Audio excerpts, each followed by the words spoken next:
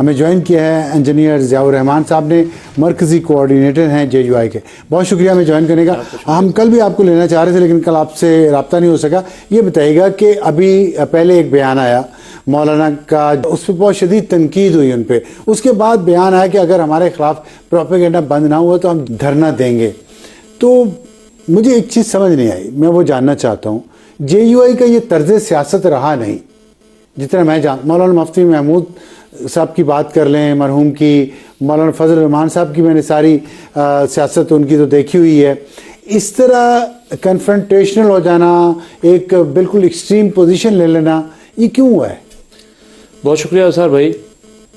آپ کے پہلا سوال وضاحت طلب ہے، اس پہ تھوڑی سی میں ضرور وضاحت دوں گا.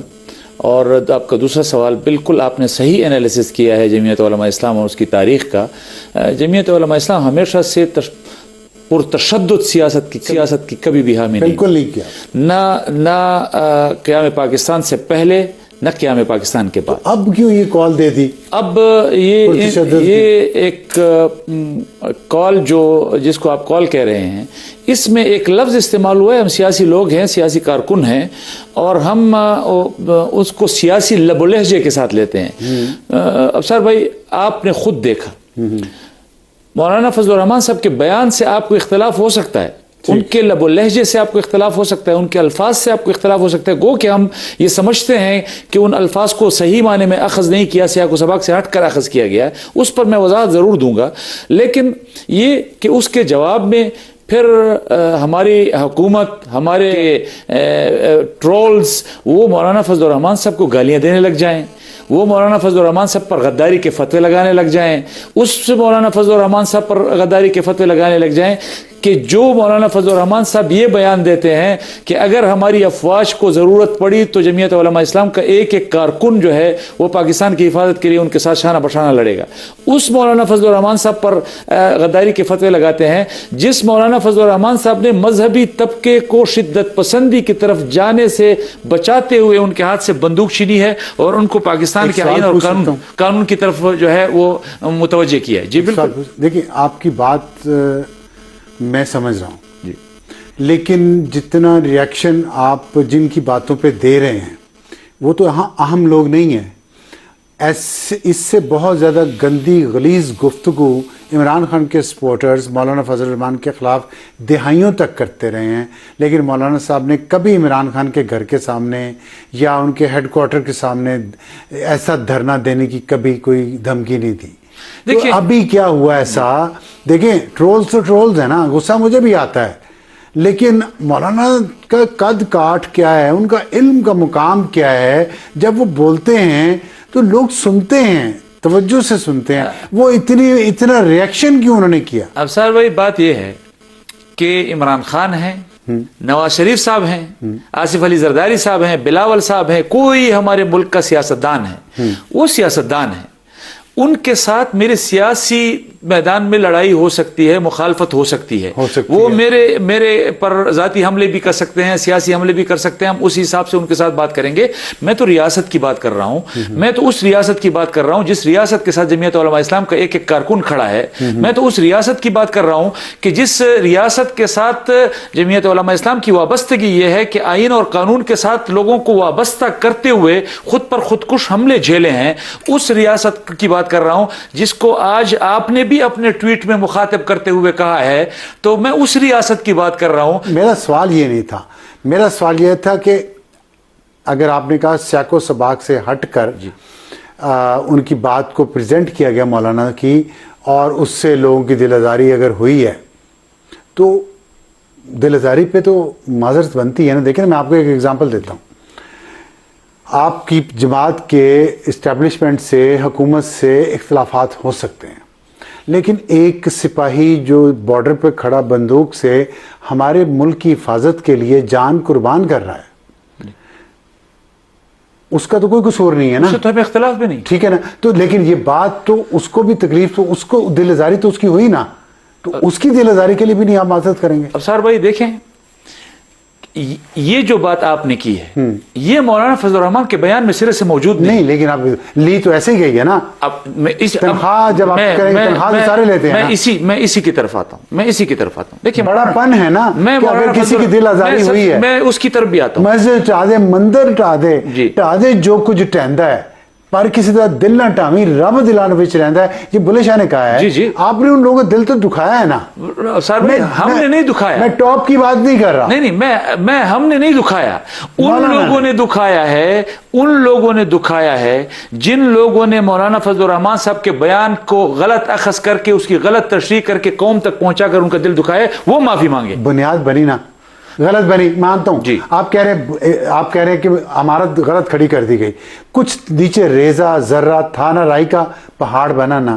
تو اس رائی کے پہاڑ کے لیے اگر آپ دل آزاری کے لیے کہہ دیں ان لوگوں کو تو آپ کی انا کا مسئلہ تو نہیں ہونا چاہیے. آپ ایک مومن کوئی انا کا مسئلہ نہیں ہے. کوئی انا کا مسئلہ نہیں ہے. مسئلہ یہ ہے کہ ہم یہ کہتے ہیں کہ پاکستان میں کسی بے گناہ سے اس سے کہ ناکردہ گناہ منوانے کا اور اس پہ معافیا منگوانے کا ٹرینڈ بہت پرانا ہو گیا ہے. جنہوں نے یہ اخذ کرنے کا گناہ کیا وہ معافی مانگے کہ ہم نے مولانا صاحب کے بیان کو غلط اخذ کیا ہے, اس کی غلط تشریح کی ہے اور اس سے ان نوجوانوں کی, ہمارے فوجی جوانوں کی دل آزاری ہوئی ہے. ہم اس پر معافی مانگتے ہیں, ان سے بھی معافی مانگتے ہیں, مولانا صاحب سے بھی معافی مانگتے ہیں. یہ تو پھر انا کی جنگ ہوئی کہ پہلے وہ کہیں پھر ہم کہیں گے. مولانا تو بڑے ہیں ان چیزوں سے, ہم منبر رسول پہ بیٹھتے ہیں. آپ ابصار بھائی آپ میرے بڑے ہیں. جب آپ نے ایک گناہ نہیں کیا, آپ نے کوئی غلطی نہیں کی تو آپ مجھ سے کہیں گے تو میں نے غلط کچھ کیا نہیں تو میں کس بات کی معافی نہیں. اگر میری کسی بات کو کسی نے غلط سمجھا اور اس کی دل آزاری ہو گئی تو میں دل آزاری کی تو معذرت کروں گا اور پھر کہوں گا کہ جی میں نے بات یہ نہیں تھی, یہ تھی. اس کی وضاحت میں ان الفاظ میں آپ کے سامنے کر دوں کہ جمعیت علماء اسلام ہر شہید کو اپنی آنکھوں کا نور اور اپنے سر کا تاج سمجھتی ہے. جمعیت علماء اسلام خود کو شہیدوں کا وارث سمجھتی ہے. جمعیت علماء اسلام کے اپنے شہداء کی اتنی لمبی تاریخ ہے پاکستان کے بھی, پاک فوج کے بھی, رینجرز کے بھی, پولیس کے بھی, مذہبی علماء کی بھی, صحافیوں کی بھی, سویلینز کی بھی, جو پاکستان کے لیے شہید ہوا ہے, جو پاکستان کے نظریے اور اس کے جغرافیے کے لیے شہید ہوا ہے, جو پاکستان کی مذہبی شناخت کے لیے شہید ہوا ہے, جو شہید ہوا ہے, ہم اس کے وارث ہیں, وہ ہمارے سر کا تاج ہے. اور ان کے جو گھر والوں کی دل آزاری ہوئی ہے وہ ہمارے گھر والے ہیں, وہ ہمارے گھر والے ہیں. ہم یہ تصور بھی نہیں کر سکتے کہ ہم شہداء کی کوئی توہین کا کوئی سوچ بھی لیں. ہم شہداء کے وارث ہیں. میں تو مثال کے طور پہ پیش کرتا ہوں سر بھائی, میں تو مثال کے طور پہ پیش کرتا ہوں. ہمارے ابھی تازہ ترین حضرت مولانا ادریس صاحب شہید ہوئے ہیں, ایک جملے کی پاداش میں شہید ہوئے ہیں. اور وہ جملہ کیا تھا کہ انہوں نے کہا کہ پاکستان کی ریاست کا, پاکستان کی حکومت کا اور فیلڈ مارشل کا جو کردار رہا ہے ایران اور امریکہ کے درمیان صلح کا, ہم اس کو خراج تحسین پیش کرتے ہیں. اس ایک جملے کی پاداش میں میرا اتنا بڑا شیخ الحدیث شہید ہو گیا کہ اگر میں یہ کہوں اور انہوں نے مولانا فضل الرحمان صاحب نے اس کو ڈیفینڈ کیا ہے, پھر ان کی بات کو بھی اور مذمت کی ہے. یہ اس سے بھی بڑھ کر ابصار بھائی, مولانا صاحب نے ان کے فاتح پر جا کر یہ الفاظ کہے کہ جو پاکستان کے حدود کے اندر اسلحہ اٹھاتا ہے اور جو اس طرح کی حرکات کرتا ہے وہ سفاک ہے, وہ قاتل ہے, وہ مرتد ہے. اس سے زیادہ اور کیا بات. مجھے ایک چیز صرف بتا دیں کیونکہ میں کچھ ماؤں کا دکھ جانتا ہوں.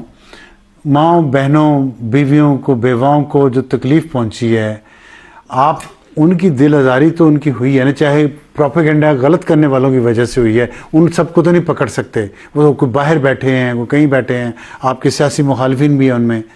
تو ان کی دل آزاری کے لیے تو دو الفاظ آپ کو کہنے چاہیے. معذرت اگر آپ اگر آپ کے الفاظ سے غلط فہمی ہوئی ہے تو دل آزاری ہوئی ہے تو تب بھی میرا مطالبہ پھر بھی ابصار وہی ہے کہ جن لوگوں کی وجہ سے دل آزاری ہوئی وہ معافی مانگے. تو جو الفاظ شروع وہیں سے ہوئے نا جن کو مس انٹرپریٹ کیا گیا, وہ تو مولانا صاحب وہ نہیں. مولانا صاحب نے بالکل صاف بات کی ہے ابصار بھائی. مولانا صاحب نے کہا, میں صرف 1 منٹ آپ کا لوں. مولانا صاحب نے کہا کہ ہم تو بلوچ بیلٹ کو رو رہے تھے, اب تو پشتون بیلٹ میں ہم 50 جنازے ایک ایک دن میں اٹھا رہے ہیں. ہم تو بازار اس لیے جاتے ہیں کہ ہم کفن خریدیں گے, ہم تو بازار اس لیے جاتے ہیں کہ تابوت خریدیں گے. ہمارا بچہ اسکول نہیں جا سکتا کہ میں واپس اپنے گھر پہنچ سکوں گا یا نہیں. ہمارا مزدور جو ہے مزدوری کے لیے نہیں جا سکتا کہ میں بحفاظت گھر واپس آؤں گا یا نہیں. ہم تو لاشیں اٹھا کر تھک گئے ہیں. کیا ہم نے اس ملک میں اس لیے رہنا ہے کہ ہم نے خون دینا ہے اور پھر خون دے کر ہم نے یہاں پر بسنا ہے, اور پھر ہمیں کہا جاتا ہے کہ جی آپ اگر شہید ہو رہے ہیں تو ہم بھی تو شہید ہو رہے ہیں. تو میں ان کو کہہ رہا ہوں کہ آپ کو تو آئین اور قانون نے وردی پہنائی ہے, آپ کو تو آئین اور قانون نے اس کی تنخواہ دی ہے, آپ کو تو آئین اور قانون نے بندوق پکڑائی ہے, آپ کو تو آئین اور قانون نے اس دہشت گردوں کے خلاف لڑنے کا لیجیٹمیسی اور اس کا اختیار دیا ہے, اور آپ مجھے کہہ رہے ہیں کہ آپ اٹھو اور آپ لشکر بناؤ اور آپ لڑو, تو میں کیوں لڑوں؟ کبھی وقت آتا ہے نا ایسا, تو اس وقت قوم پیچھے تو نہیں رہتی. وہ میں دیکھیں, میں یہ بات لمبی ہو جائے گی. جی, آپ کی جماعت سے ایسوسیٹڈ لوگ, آپ لوگ ان کو افغانستان جہاد میں کیوں بھیجتے رہے جبکہ انہوں نے وردی نہیں پہنی ہوئی تھی؟ جب انہوں نے آئین اور قانون, میں ایسے دیکھیں, میں نے کہا نا میں لمبی بات نہیں کرنا چاہتا, لیکن دیکھیں ہم بات ہے ہمیں افہام و تفہیم سے اس ملک کو آگے لے جانا ہے. اگر ہم اپنی پوزیشن پہ اڑے رہیں گے تو ملکی مفاد کا نقصان ہے نا. تو اس بات کو ختم کر کے آگے بڑھنا چاہیے, یا آپ دھرنا دیں گے؟ میری بات کی اسپرٹ نہیں آپ سمجھ رہے. میں سمجھ گیا. ہم حیدری صاحب کی اس بات کا ایک مطلب تھا, آپ اگر ان کی وہ آڈیو سنیں کہ اگر مولانا فضل الرحمان صاحب نے حکم دیا تو ہم جائیں گے, اگر کے ساتھ کیا. اور مولانا فضل الرحمان صاحب اتنا سخت بیان عبدالغفور حیدری صاحب کا آج تک عمران خان کے خلاف تو نہیں آیا. میں اس لیے کہ کبھی ریاست نے منظم انداز میں اس طرح کسی کی کردار کشی کیا ہے. عمران خان جب ریاست میں پرائم منسٹر تھے تو اس سے زیادہ منظم انداز میں کیا گیا ہے, حملے بھی ہوئے ہیں. لیکن انہوں نے تو پھر جو کچھ کیا وہ آپ کو معلوم ہے, اور ہم تو نہیں کر رہے. میں یہی کہہ رہا ہوں, تو اب آپ کا کیا ہے پلان؟ جو میں نے ہمارا پلان یہ ہے کہ ہم پاکستان کی حدود کے اندر پاکستان اور آئین اور قانون کے مطابق سیاست کریں گے. ہم پاکستان کے آئین اور قانون سے ایک قدم بھی باہر نہیں. آپ نہیں سمجھتے کہ اس تلخی کو, یا جو تلخی کہنا چاہیے, اس کو کم کرنا چاہیے؟ اس وقت جو ملک کے حالات ہیں, خاص طور پہ آپ کی جماعت جس کا ایک رول ہے پاکستان کی آئینی تاریخ میں, یہ شاید لوگوں کو نہیں پتا ہوگا, جمہوری تاریخ میں, سیاسی تاریخ میں. میں آپ کی بات کے ساتھ 100% نسل در نسل, بالکل میں آپ کی بات کے ساتھ 100% متفق ہوں, اور میری یہ تجویز ہے.